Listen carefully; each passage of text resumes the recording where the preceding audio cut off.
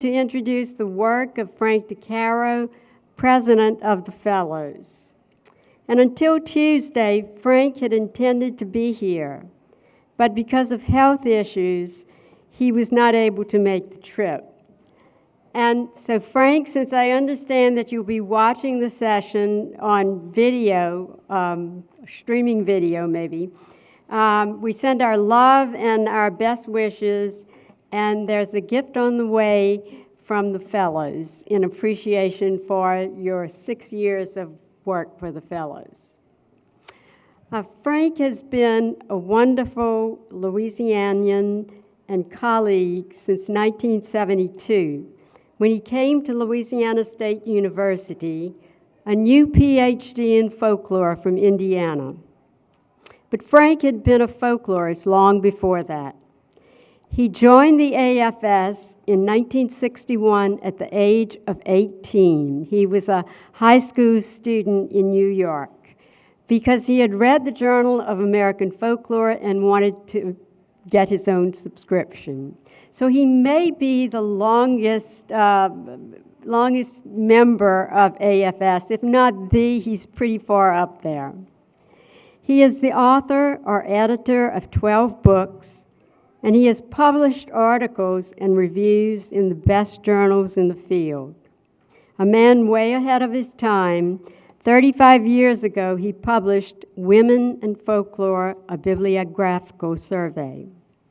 He's the co-author with his wife, folklorist Roseanne Jordan, of Resituating Folklore, Folk Context in 20th Century Literature and Art, a landmark book on how two different forms of communication, literature and folklore, interrelate in the 20th century and now in the 21st century. He is also the editor of a collection called The Folktale Cat, a book Frank has said he decided to do because a publisher told him that books about cats sell better than any other books. Frank has a remarkable range of scholarship and topics that he's written on. His Louisiana scholarship includes 2 books, Folklife in Louisiana Photography, Images of Tradition, and Louisiana Sojourns, Travelers' Tales and Literary Journeys, which received the Louisiana Humanities Book Award. His 2 latest books are Folklore Recycled, Old Traditions in New Contexts, 2013, and Stories of Our Lives, Memory, History, and Narrative, a masterpiece of memoir writing.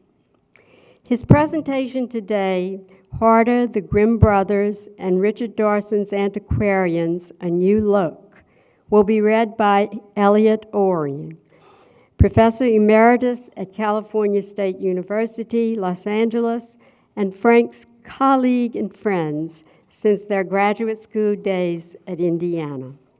After the presentation, Elliot will respond to questions, try to channel Frank's probable responses. Thank you.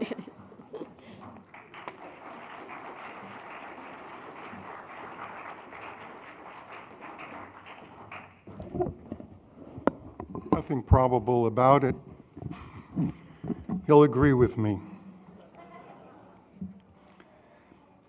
Herder, the Grimm Brothers, and Richard Dorson's Antiquarians, A New Look.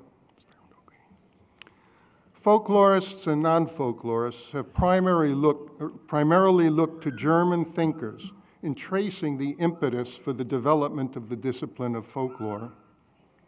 They have looked especially to Johann von Herder, 1744 to 1803, and Jakob Grimm, 1785 to 1863, and Wilhelm Grimm, 1786 to 1859, as their intellectual ancestors. They saw the romantic and nationalistic roots of their vocation in Herder's call for the collection of folk poetry and the Grimm's publication of tales in Kinder- and Hausmärchen. Although folklorists continue to celebrate the term folklore as a British creation, they have not looked carefully at the British thinkers who preceded W.J. Tomes, nor have they attended diligently to the strain of survivalist thinking that functioned independently of romantic nationalistic concerns. Nonetheless, it is important to look at the English language thinkers who, after all, share a linguistic heritage with modern American folklorists and whose inquiries into folk culture shape the field. While Herder saw folklore primarily as art and a means by which to reinvigorate the arts in Germany, the English antiquarians were primarily concerned with folklore as tradition.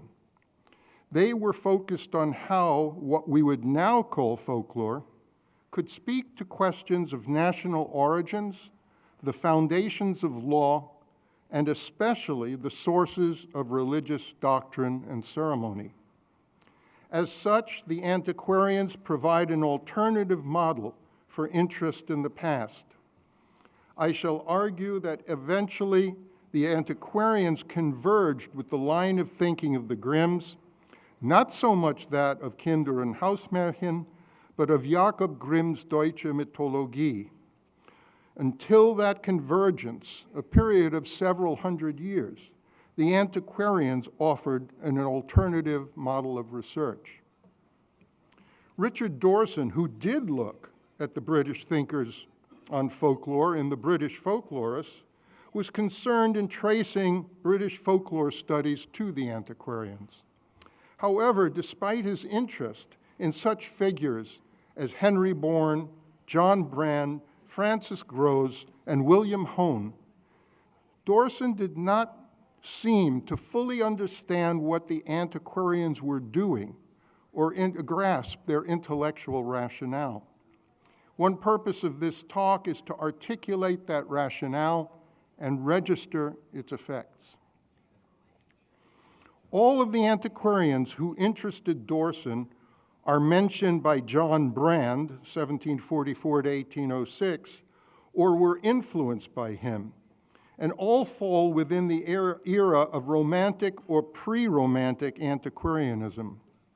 For example, Francis Grose, 1731 to 91, whom Dorson sees as someone who, quote, represents the complete antiquary of the 18th century, close quote, was one of Brand's sources.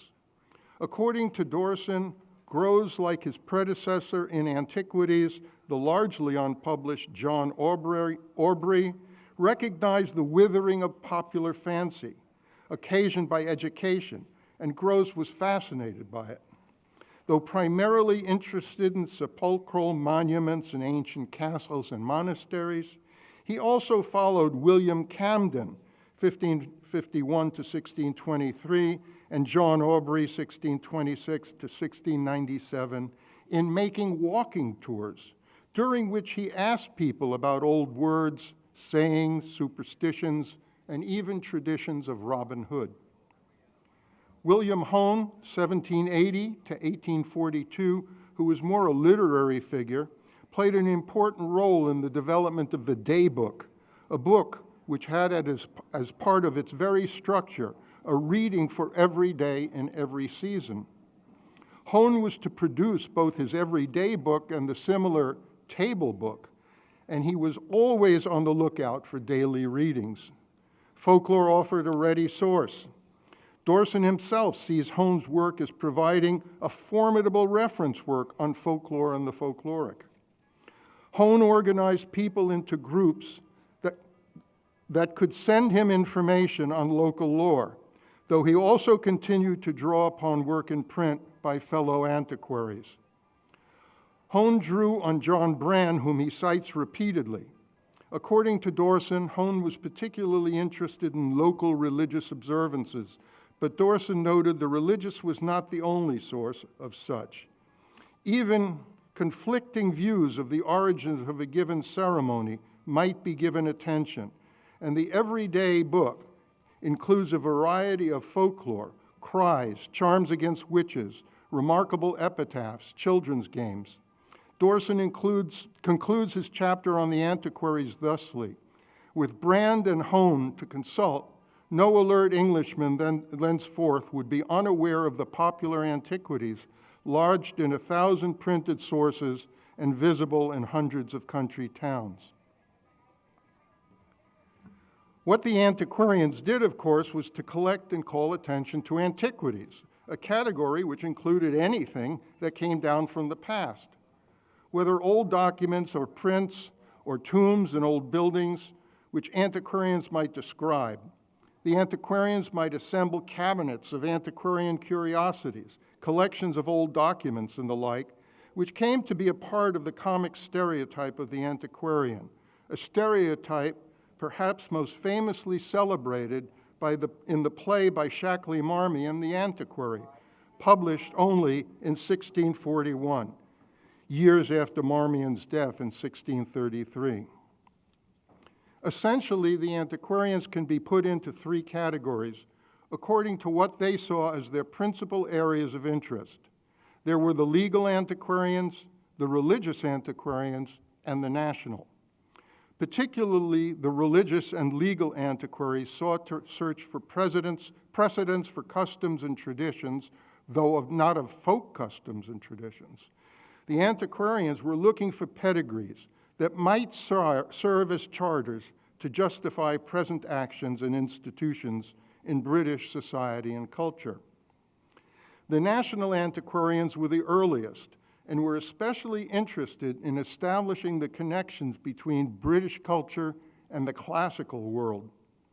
Working in the tradition of Italian topography, best exemplified by the Italian Flavius Blondus, 1388 to 1463, and especially strong in tying the past to the present in terms of physical locations, William Camden, who is discussed by Dorson, says on the second page of his preface to the Great Britannia, first published in 1586, "That which I first proposed to myself was to search out and illustrate those places which Caesar, Tacitus, Ptolemy, Antoninus Augustus, Provinciarum Noticia, and other ancient writers have recorded. I now proceed to describe the promontories, cities, and rivers mentioned by the ancients."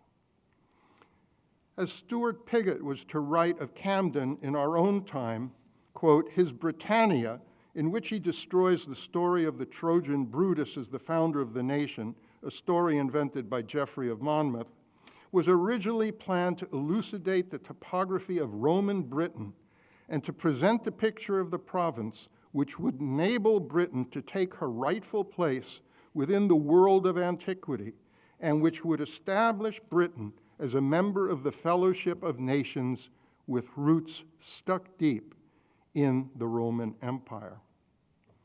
John Stowe, 1525 to 1605, and others did the same, while also piling up antiquities to support the Britishness of the Welsh Tudors, who had seized the English throne in 1486, and whose king, Henry VII, named his first son Arthur to draw on antiquarian associations to the realm of the original Arthur.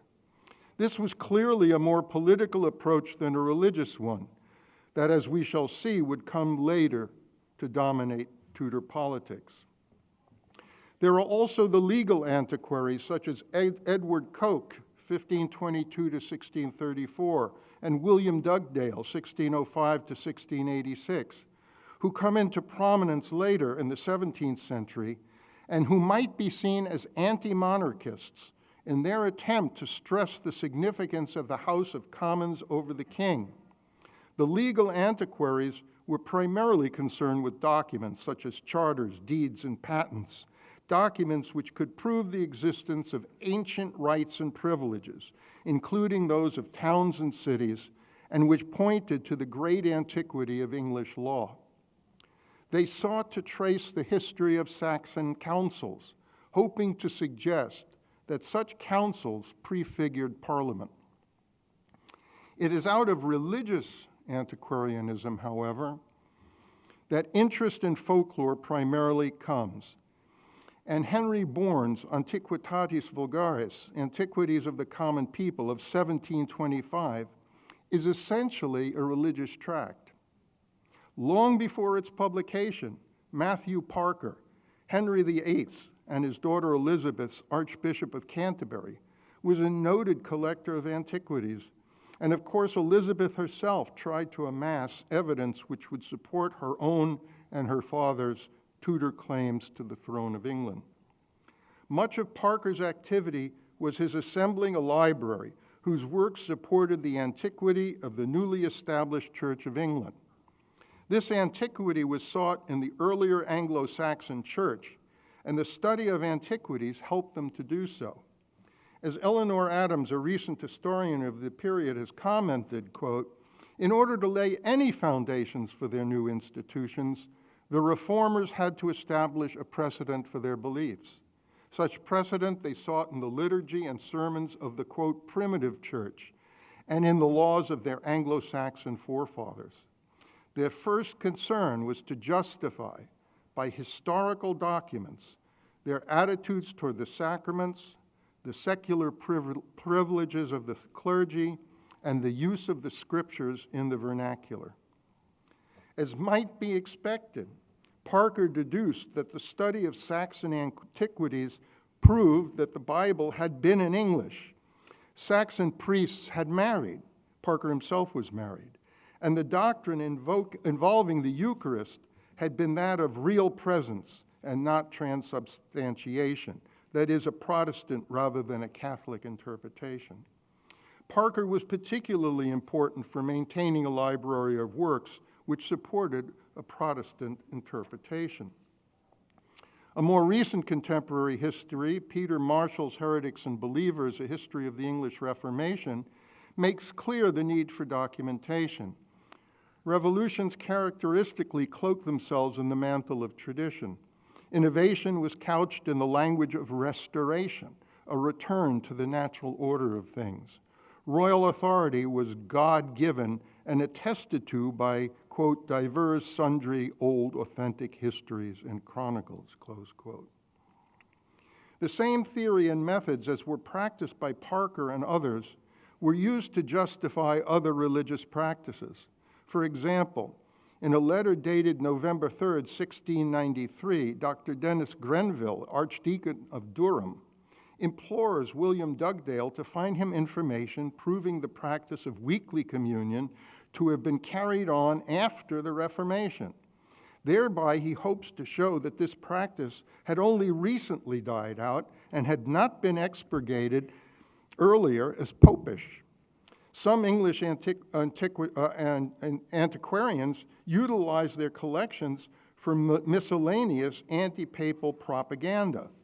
William Lombard, for example, in his Perambulations of Kent, the first history of an English county, takes every possible opportunity to relate some anti-Romish anecdote or to note some lewdness or pomposity of the pre-Reformation church.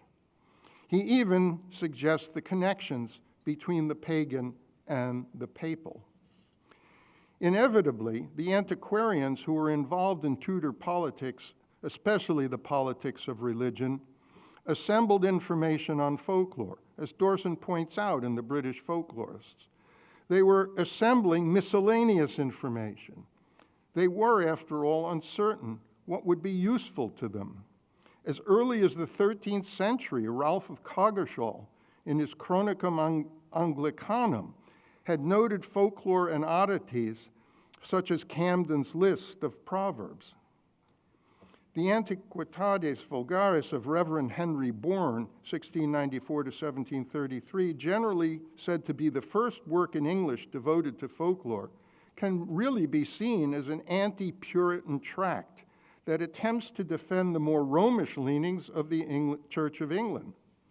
The reference to Puritans here should not be seen as the more mainstream Puritans who sought to make the Church of England more Protestant, but those smaller groups which sprang up and sought to make the church less Romish. The so-called Pilgrims, who would come to play an important part in American history, are a good example of one such group. though by the time the Antiquitatis Vulgaris was published in 1725, they had been largely absorbed by the mainstream Puritans of Boston. The Antiquitatis Vulgaris was aimed at such smaller Puritan groups. Bourne wrote much in the spirit of Henry Hammond's A Letter of Resolution to 6 Queries of Present Use in the Church of England, which appeared in 1653. One of Hammond's queries is devoted to the rites of the celebration of Christmas, and he makes it clear that popular manifestations, as well as ecclesiastical, were under Puritan attack. The observation of holy days had come under particular attack by the Puritans, and controversy seems to have swirled particularly around Christmas, a festival which was seen as having developed out of heathenism.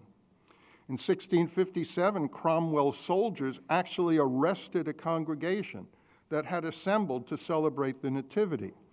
But the festival also had its defenders, like Hammond and like Joseph Hall, whose A Letter for the Observation of the Feast of Christ's Nativity was published around the same time as Hammond's work. What Hammond and Hall do is relate the observance of Christmas back past the time of Romish domination to early Christian tradition, to a time, quote, before popery was hatched, close quote.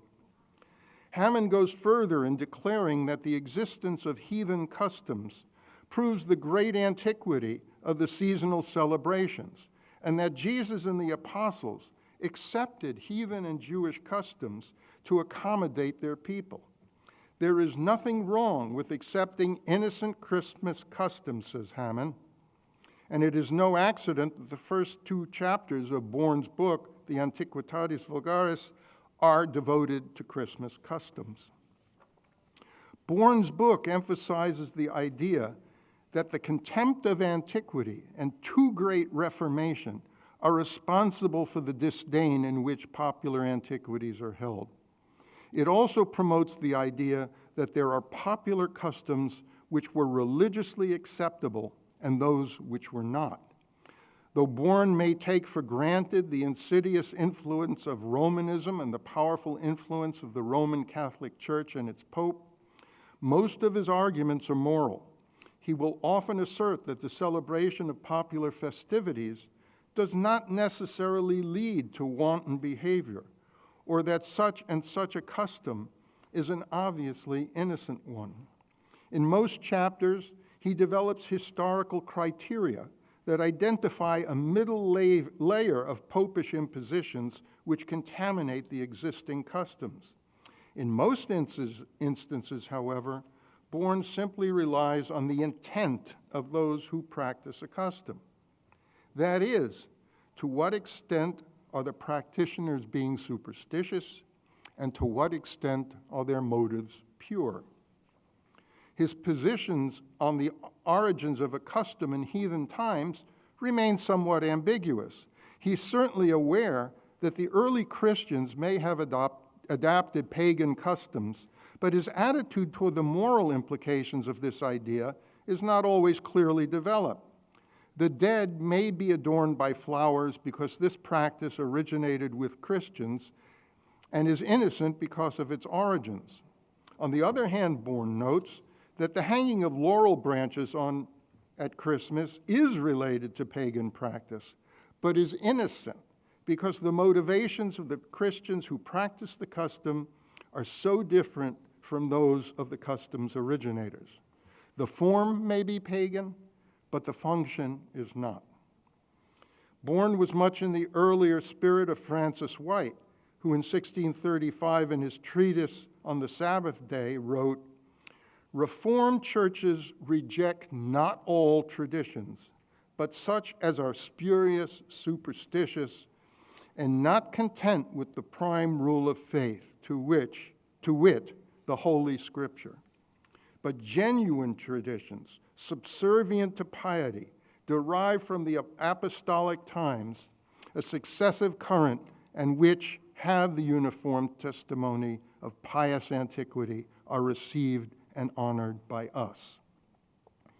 John Brand wrote 50 years after Bourne, and indeed incorporated Bourne's work into his own. He takes a very different view. He essentially holds a more liberal attitude towards theological matters and accepts the perfect naturalness of men wanting to preserve their old customs. The antiquarians, though they may have recorded their information primarily as geographers, paved the way for the acceptance of tales and customs as akin to other kinds of antiquities, a point which Brand was the first to fully recognize. Brand himself is an interesting figure.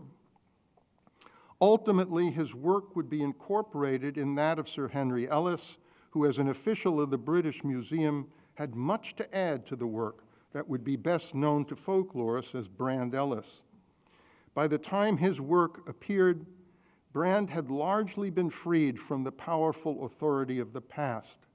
By 1776, new conceptions of history and mankind's development had become well entrenched, and the usages of the past could no longer convey sanction upon present usage. Brand writes, for the generality of men look back with superstitious veneration on the ages of their forefathers, and authorities that are gray with time seldom fail of commanding those filial honors claimed by even the appearance of hoary old age. Though Brand is speaking here of the reasons men carry on old customs, clearly these words convey the skepticism he feels towards the veneration of the past. His mild irony tells us that enlightened men may learn wisdom and useful information from history, but they are no longer controlled by an unquestioning awe of past manners and institutions. With Brand, a break with one of the cardinal principles of earlier antiquarian research has occurred. This break has major significance so far as folklore is concerned. Brand is still very interested in origins, but his interest no longer relates to the sanctioning of present belief and practice. Rather, it regards the past as being of general interest. Of course, Brand is merely one reflection of profound changes which took place during the enlightened 18th century. But for folklore, the way was now clear. Although Brand does not really follow up new possibilities in the body of his work, he does give indications in his general preface that he recognized them. He states that he wants to trace back the traditions, quote, that remain of the different countries whence they were first received to flow, close quote, presumably so that we might better understand those countries and their history. Popular customs, beliefs, and ceremonies that might look foolish when viewed from the perspective of the 18th century, he suggests, quote, wore a very different aspect when viewed through the gloom that prevailed in the 7th or the 8th, close quote. The past, far from being a model for the present, was in fact something quite different, a fitting subject for comparison. Brand might possibly be considered the first modern folklorist in England. Tying together British and classical culture, turning up documents which establish connections between Saxon and present-day institutions, the antiquarians found themselves at something of a dead end. These were not subjects of great interest outside Britain itself. Thus, when Herder and especially the Grimm Brothers appeared on the scene, the British antiquarians readily accepted and incorporated their ideas. These antiquarians had, after all, assembled a great variety of materials. It was largely a matter of ordering these materials into a new schema, a more secular way of looking at the cultural past. That is to say that at this point, antiquarianism in England switched from being a religious-based rationale, stemming from an involvement in Tudor politics, to a more universally accepted model, in which folklore became a remnant of something greater.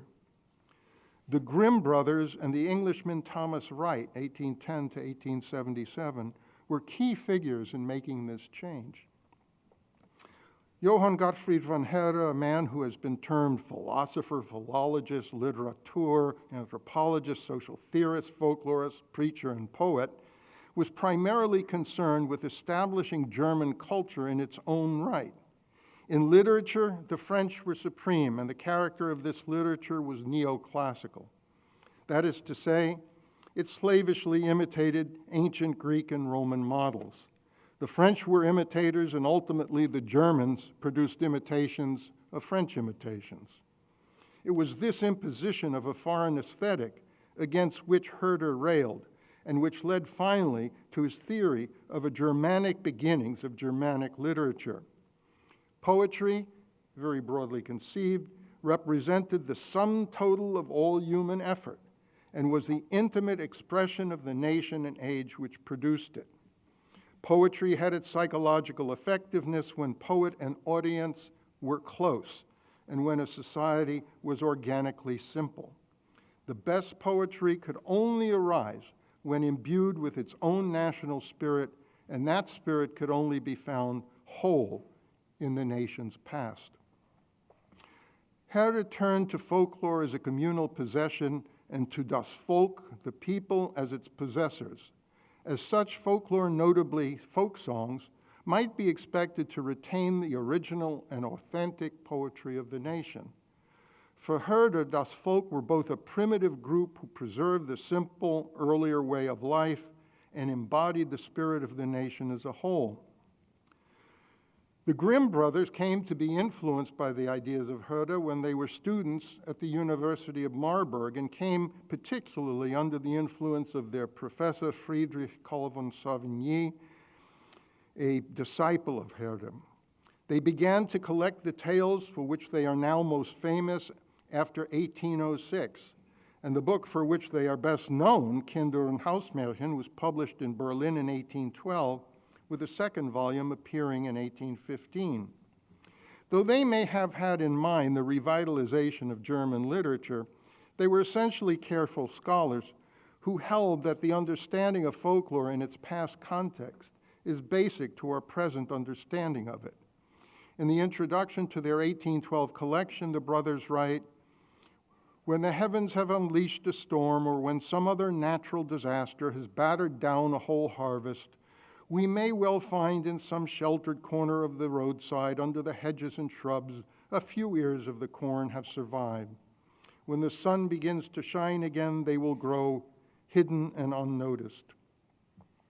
This is a key passage. It contains all the elements of what became known as the doctrine of survivals, which would within a few years in the work of Andrew Lang, Alfred Nutt, Edward Clodd, William A. Clouston, G. Lawrence Gumm, E. Sidney Hartland, come to dominate the study of folklore and anthropology that Richard Dorson so admired. Here, folklore can be understood only as a survival, only as the remnant of the crop after a storm. And folklore is of value as a remnant, as the surviving bits of the whole harvest, of a past way of life. Hence, it is through the Grimm brothers, rather than Herder, that the doctrine comes into existence. It was primarily through the work of two men that the Grimms came to the attention of British intellectuals. They are Thomas Crofton Croker, who corresponded with the brothers, who had admired Croker's fairy legends and traditions of the south of Ireland, and Thomas Wright, who would pen a review article of Jakob Grimm's Deutsche Mythologie and who would most fully appreciate his ideas. An English translation of their household tales by Edgar Taylor first appeared in 1823. With it, the brothers became widely known literary figures in Britain. The brothers also corresponded with Sir Walter Scott, further cementing their connection to British intellectuals. The aspect of the past which the Grimms found most explicitly reflected in their tales was an older layer of myth. In their view, the predominance of mythic elements can be taken as evidence of the greater age of a given story. In the household tales, they write, "Fragments of a belief dating back to the most ancient in which spiritual things are expressed in a figurative manner are common to all stories. This mythic element resembles small pieces of a shattered jewel, which are lying strewn on the ground, all overgrown with grass and flowers, and can only be discovered by the most far-seeing eye. Their signification has long been lost, but is still felt and imparts value to the story, while satisfying the natural pleasure in the wonderful. They are never the iridescence of empty fancy. The farther we go back, the more the mythical element expands. Indeed, it seems to have formed the only subject of the earliest fictions. Jakob Grimm's Deutsche Mythologie, completed in 1835, roughly a decade before Tomes coined the word folklore, and which is the actual subject of Wright's essay, gives a more complete picture of how the Grimms attempted to reconstruct history out of folklore materials. In this work, the elder brother attempts to delineate a vast and complete belief system belonging to another age of the German race, using sagas and other written-down folkloric sources, as well as information on contemporary customs and beliefs. He tries to reconstruct from a lost past something more concrete than an earlier layer of folk narrative, namely a whole former mode of religious life and feeling. He uses folklore as a survival to provide a glimpse of something that in the past was much grander and much more of a whole. One of Jakob's basic ideas is that Christianity spread to Germany very slowly. It was a foreign faith talked about in a foreign language, and at first by no means popular. But as the missionaries advanced their work, they adapted pagan customs and holy places to Christian worship. Consequently, church practice contained within it vestiges of paganism. Such an idea was hardly new with Grimm. An awareness of Christianity's utilization of pagan customs had existed at least since the late Renaissance. But he did break new ground in more clearly perceiving what had been before only dimly recognized, that the heathen gods themselves had not simply been eradicated by Christianity, but transformed into demons, sorcerers, and giants, and various other hostile, malignant powers. Heathen tradition and superstition lived on by merely changing the names and applying to Christ, Mary, and the saints what had formerly been related and believed of idols. Much of Grimm's source material came from written documents, both German and Scandinavian, sagas, Eddas, lays, and the like. Indeed, his work has been faulted for having assumed too close an identity between the German and the North Germanic old religions. But he also makes use of living folklore to supplement his description of early Teutonic religion. Much scattered detail, he says, only wants collecting, and tradition still alive in many districts affords rich material. Thus, Grimm suggests that, quote, late vulgar opinion, close quote, which has witches gathering at bubbling salt springs, indicates that the preparation of salts was once under the care of priestesses, that the current custom of hanging wreaths upon and performing ring dances under certain trees demonstrates how the heathen saw some trees as holy and had a reverence for all nature as living, or that the Thuringian custom of dressing a lettuce king all in green each Whit Tuesday is a relic of the pagan religious concern for fertility and the return of the seasons. In sketching the older conception of death, he mentions a folk song of wide circulation in which a dead lover fetches away his living bride. These examples make clear Grimm's attitude that folk remnants could point to a lost past and restore a more complete vision of what once had been. Crofton Croker was a source for the Grimms' comments on the British. Thomas Wright, however, was a student of the Grimms. Not only did he grasp, as Dorson says, the Grimms' idea that folklore was essentially an amalgam of the Christian and the pagan, but he also saw how their use of folklore could illuminate an ancient past. Quote, ceremonies and superstitions of a later period guide one back to the substance of which they are only shades, close quote. He presented to an English-speaking audience the concept of survival to explain folk complexes which exist in the present. In his essay on the national fairy mythology of England, he even attempts to do for Britain what Grimm did for the Germans, restore an image of their old religion. He was unable to do so because the information simply was not there, despite the efforts of the earlier antiquaries. And his essay barely touches on the possibilities of reconstructing the entire Anglo-Saxon religious system through its remnants.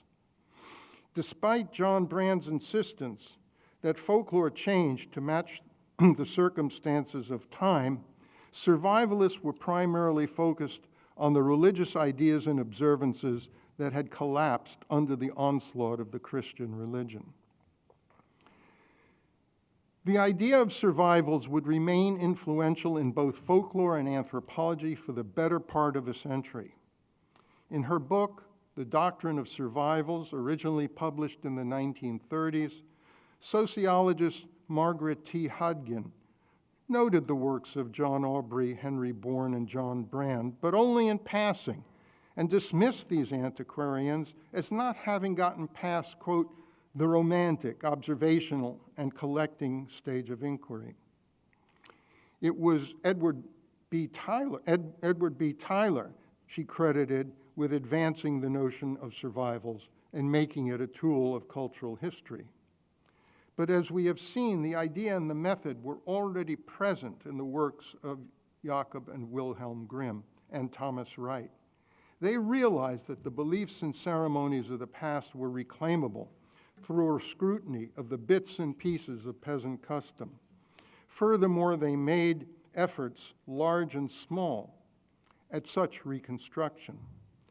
Hagen seems to have been unaware of Wright, and the Grimm she categorizes as romantics in the style of Herder. Without diminishing the achievement of Tyler, we should recognize, and Hagen should have recognized, that these, quote, folklorists were operating in the same terrain as Tyler, but decades before. The antiquarian movement, as Richard Dorson recognized, lent much to the study of folklore. But for Dorson, it was chiefly in their amassing of materials. His attention was directed to the data they accumulated that would later come to be called folklore. He seems to have regarded their walking tours as being an early kind of field work, which in fact they were. But Dorson was tracing how the early antiquarian work fed into the work of what he called the Great Team in the latter part of the 19th century. Dorson, however, never seemed to have been fully aware of what the antiquarians were actually up to. He was so focused upon establishing a lineage for the materials of folklore as the basis for an emerging science that he overlooked the legal, dynastic, and religious dimensions of the antiquarian endeavor.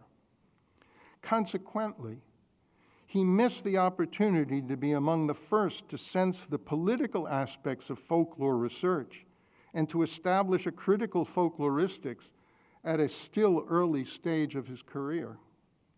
The antiquarians were engaged in a serious endeavor, and if we do not always grasp its rationale or fathom the reason for the miscellaneous product of their endeavors, it is perhaps because we really haven't looked hard enough. Frank thanks you.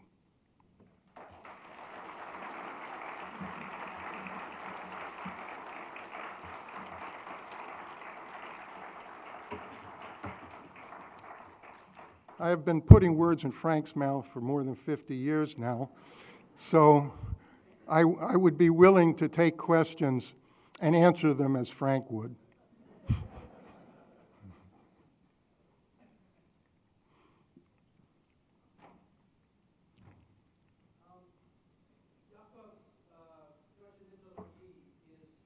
Basically, thank you.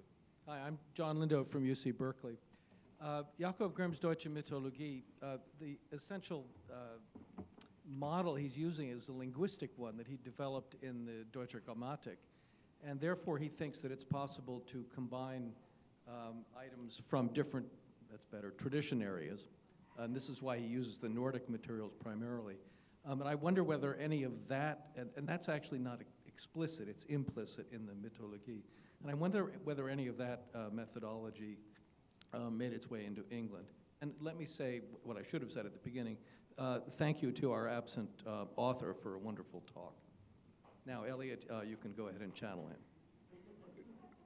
I actually have read the Deutsche Mythologie in English, in the English translation, and it's filled with linguistic material to a much greater extent than you ever find, in the English folklorists, except for, of course, Max Muller, in which, well, let's not shake our head. What's the matter with Max Muller? He had a particular theory that was very hot at the time and influenced an awful lot of people. And we have to remember that in 100 years, looking back at the work that we do, people will also be shaking their heads. And if we don't have that perspective, we're in big trouble. But, and then you have the followers of Muller, de Gubernatis and all of these people whose works that even for us are unreadable to a certain extent, which actually should caution us that we're not working in the right frame when we look at these kinds of things, because they weren't unreadable to the people at the time. But I would agree with you that the linguistic turn is not anywhere near as strong in the English folklorists. It's not absent, but it's not anywhere near as strong as it was in the work of Jakob Grimm. Thank you, Frank.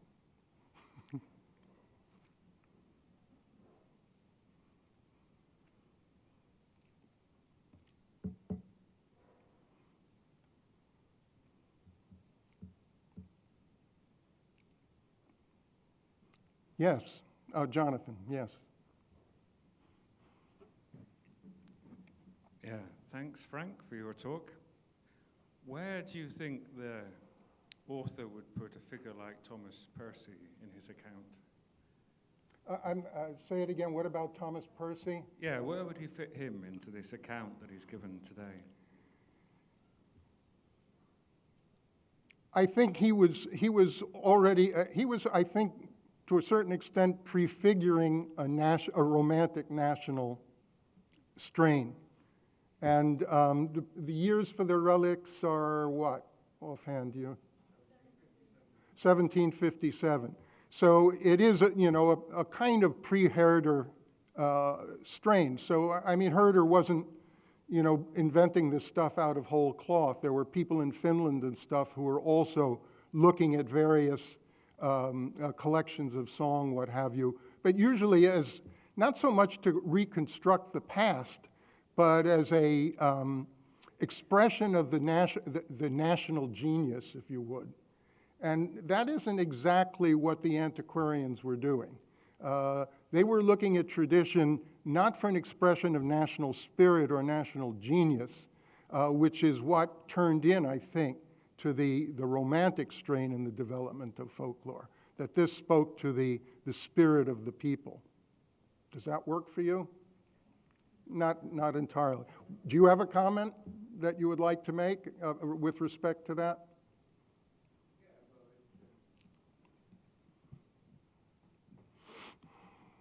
It complicates it all because Percy is the forerunner of Herder's ideas. And not only is it more complicated than Dorson said, it's more complicated than we heard in the hour today. Mm-hmm. No, it probably, I'm sure Frank would agree with that. But, with something like the Grimm, Deutsche Mythologie, you've got an academic work. It's not simply a collection of stuff that expresses, this is Germanic. It's much more than that. It's the attempt to reconstruct a system of thought from fragments. And to the extent that that isn't there in the relics or anything like that, then I think we have to think about, a pre-romantic line. And, because there were people who did begin to talk about the genius of the people without any kind of scholarly apparatus whatsoever.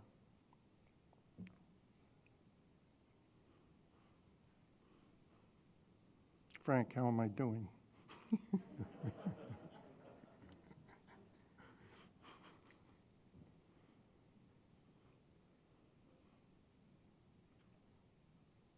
Anyone else?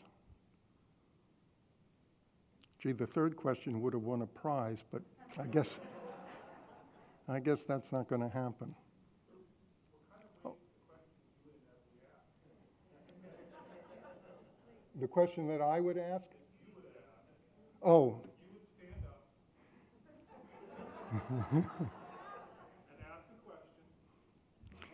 Well, I probably already prefigured my answers in there. I really think that,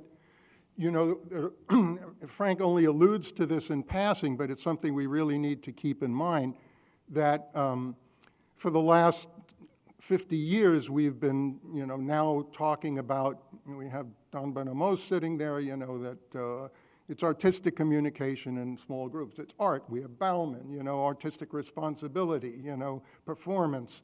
The artistic idea is really a Herderian idea. And there was another idea, and that is of tradition. Now, it's true, Herder also had an idea of tradition, but not in the same way. And he wasn't mining tradition in the same way as the antiquarians were and as the folklorists were. They were really looking to see how tradition worked, to see what the past looked like in a complete framework and in its detail. And it seems to me those are two strains that we've had in folklore which are not completely reconcilable, to the extent that when Don Bonamos wrote his 1971 paper, he left tradition out altogether. And to a certain, because he couldn't quite reconcile it with the artistic strain that he was promoting, and that got promoted since then. So I think that's the thing we really have to note, that that the British, a historian once told me when I was an undergraduate, whatever continental Europe was doing, the British were doing something else. And it seems to be true even today.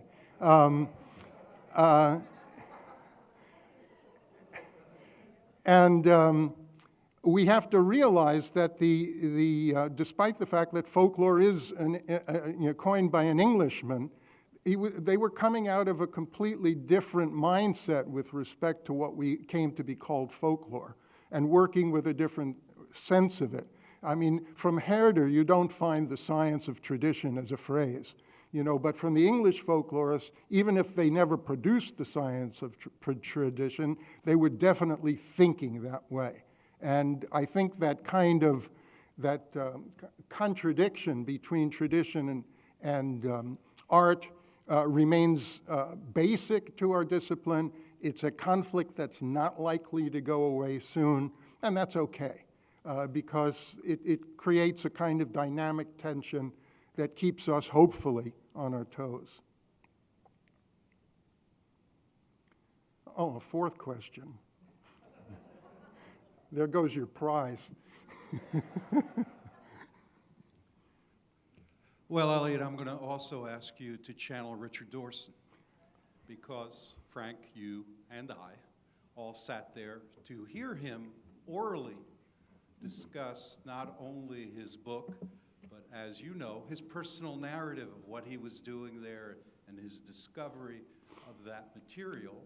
And I think there's also a context for the interpreter of these antiquarians, because he had an axe to grind about the ahistorical nature of folklore in the 50s and 60s, and was somewhat alone in that talk, especially after he had gone to see Melville Herskovitz and that approach. And what I would want you to comment is on the influence, not just of Brand and these folks, but on Dorson in setting that pattern, even though he didn't necessarily have followers in thinking about that, and some of the critiques of that book, especially around his placement of the Celtic folklorists, who tended to want to find more of the living traditions and reconcile some of the art and historical nature of things. Yeah, and in the British folklorists, he does include the Celticists and those who were collecting tales without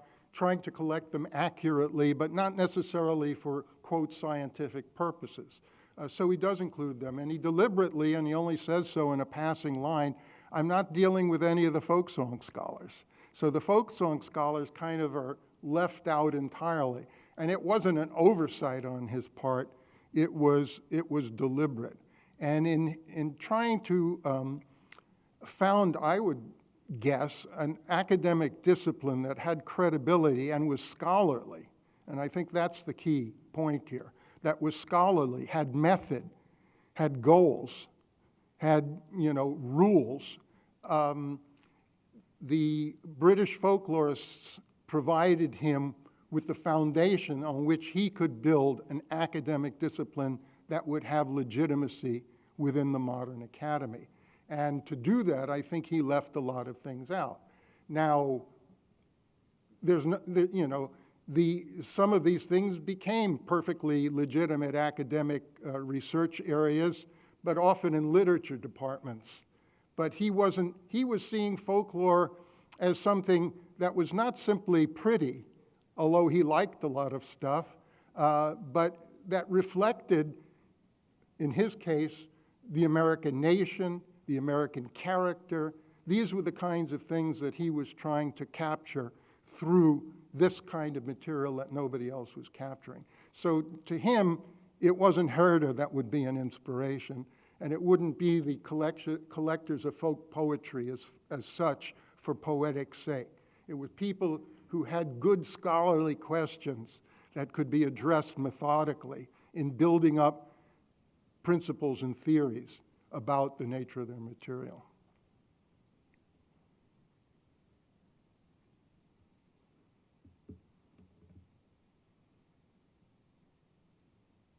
Okay, I think that's a wrap. You'll be hearing from Frank shortly.